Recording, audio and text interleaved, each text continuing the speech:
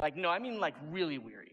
Like, what if you walked 4,000 miles through deserts, forests, and over mountains? That kind of weary. Well, in 1941, Janusz did exactly that. You see, Janusz was a Polish man, and as communism spread, his wife was forced to testify against him. She said that he was a spy, and she said this because she had been tortured, and she was at her wit's end. So Janusz was sent to a gulag in Siberia, a horrible punishment where he suffered mightily, and so eventually he decided it was time to escape. So during a blizzard, he and 4 other men left, running out into the snow, into blindness, and they fled to the south. Eventually, they met somebody, a young woman who joined them, but the journey was perilous, and a few of them died along the way. The young woman and one of the men ended up deciding to stay in a small village they had found. But Janusz continued. Even when he reached Mongolia and recognized that communism had spread to there and he wasn't safe, he only had one play left, and that was to cross the Himalayas to India. Imagine the surprise of these British soldiers when a man comes walking out, a Polish man of all people, comes walking out of the mountains and drops at their gate. Can you imagine Janusz's weariness? 4,000 miles. Are we surprised that he didn't rush back to Poland that day?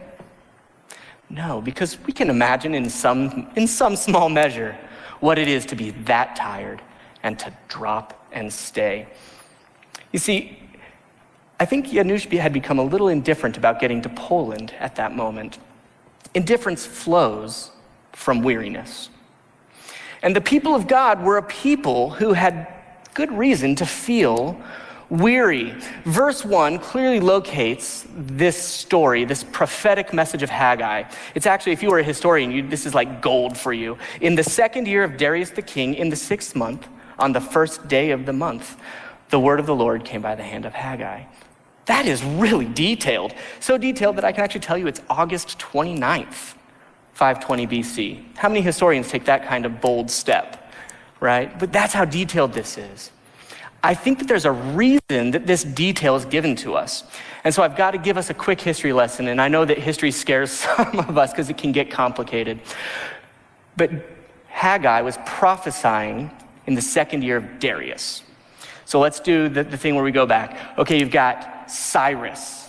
This is the first exile, right? The Persians, right? And then you have Darius.